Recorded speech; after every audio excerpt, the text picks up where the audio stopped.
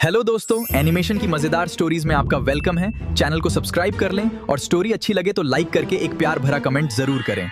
वे चाट रहे हैं। पापा ने मेरे सारे नोट्स और किताबें संभाल कर रखी थी ताकि गांव के छोटे भाई बहनों के काम आए। गांव में मेरी कामयाबी का जश्न मनाया जा रहा था। जिस दिन शहर में मेरे दोस्तों की पार्टी थी, उसी दिन गांव में मेरी सफलता की दावत थी। दावत से पहले दादाजी मुझे पूर्वजों की कब्र पर ले गए। हमने वहाँ अगरबत्ती जलाई और पूर्वजों को बताया कि उनका पोता टॉपर बन गया है। धुएं के गुबार के बीच मैंने हाथ जोड़कर मन्नत मांगी, हे पुरखों, बस आज रात ज़ेंगियों का वो पागलपन जाग जाए और वो उस मौली को अपने साथ ले जाए। मुझे अंदाजा नहीं था कि मेरे पूर्वज इतनी जल्दी सुन लेंगे। रात को मैं सोने ही वाला था कि फोन बजा। मेरे स्कूल के ग्रुप से जुड़े एक दोस्त का फोन था। मैंने जब हाई स्कूल ग्रुप खोला तो मेरा कलेजा मुंह को आ गया। वहाँ वीडियो और फोटो की बाढ़ आई हुई थी। धीरे धीरे पूरी कहानी सामने आने लगी। हमारे मोहल्ले से कुछ ही दूरी पर वो सड़क है जहाँ सब कुछ खत्म हुआ। पार्टी खत्म करके मेरे दोस्त बाहर निकले थे। कोई बातें कर रहा था तो कोई बस का इंतजार। तभी वहाँ मौली और ज़ेंगियो साथ साथ दिखी। पता नहीं उनके बीच क्या बात हुई, पर अचानक दोनों में जोरदार बहस शुरू हो गई। दोस्तों ने बताया कि बहस इस बात पर थी कि जिस दिन ज़ेंगियो को हार्ट अटैक आया था,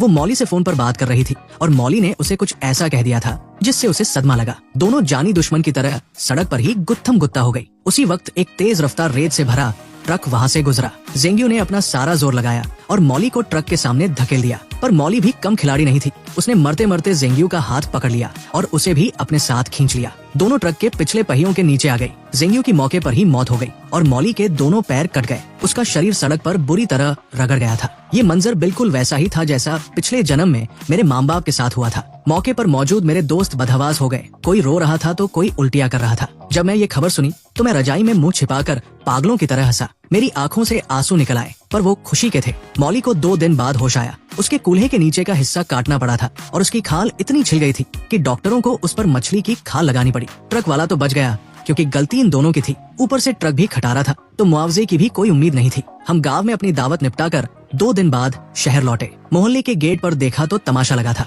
कुछ लोग एक हाथ गाड़ी खींच रहे थे। मैंने देखा कि आगे आगे ज़ेंगियो का बाप चल रहा था। मैंने पापा से कहा, पापा गाड़ी सीधे दुकान ले चलो, यहाँ रुकना ठीक नहीं। सामान दुकान में रखकर हम तमाशा देखने पहुँचे। पता चला कि उस गाड़ी पर ज़ेंगियो की लाश रखी थी। इतनी गर्मी में लाश पर बस कुछ बर्फ के टुकड़े थे। बदबू आने लगी थी। लोग नाक सिकोड़कर दूर खड़े थे। ज़ेंग परिवार का तर्क बड़ा अजीब था। उनका कहना था कि मौली की वजह से उनकी बेटी मरी है। अब भले ही ज़ेंगियो ने मौली को धक्का दिया था, पर ज़ेंग परिवार का वही पुराना डायलॉग था, मरने वाला हमेशा सही होता है। मौली के माँ बाप ने खुद को घर में कैद कर लिया और उसी रात चुपचाप घर छोड़कर भाग गए। पर ज़ेंग परिवार शांत नहीं हुआ। उन्होंने उनके स्कूल के बाहर धरना दिया, बैनर लगाए और ज़ेंगियो का अंतिम संस्कार करने से मना कर दिया। इंटरनेट पर भी बवाल मच गया। मैंने भी बहती गंगा में हाथ धोया और चुपके से मौली का वो जानवरों पर जुल्म करने वाला अकाउंट वायरल कर दिया। बस फिर क्या था, पूरा देश उनके खिलाफ हो गया। लोग मौली के अस्पताल के बाहर मरे हुए जानवरों की फोटो और बद्दुआओं वाले पोस्टर चिपकाने लगे। जो नफरत पिछले जन्म में मेरे परिवार ने झेली थी, आज वो सब उनके साथ हो रहा था। पर मुझे पता था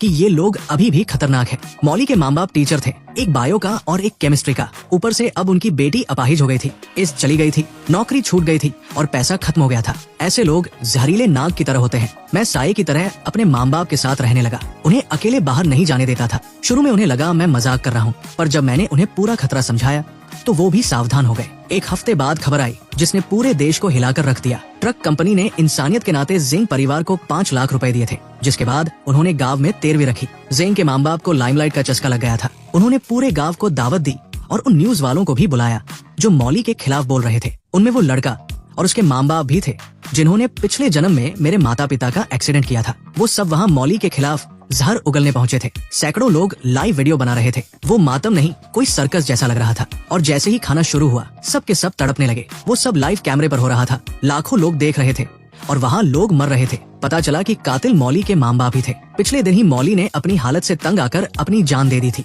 उसके गम और गुस्से में उसके माँ बाप पागल हो गए। उन्होंने ज़ेंग परिवार की दावत के खाने में जहर मिला दिया था और सबको मारने के बाद खुद भी आग लगाकर मर गए। जब ये खबर टीवी पर आई तब जाकर मैंने चैन की सांस ली। पिछले जन्म के सारे गुनहगार खुद ही जलकर खाक हो गए थे। आज मैं अपने माता पिता के आशीर्वाद और अपनों की उम्मीदों को लेकर एक नए सफर पर निकल रहा हूँ। अब मेरा भविष्य उज्जवल है और मेरे पीछे कोई साया नहीं। और यही हमारी स्टोरी खत्म होती है।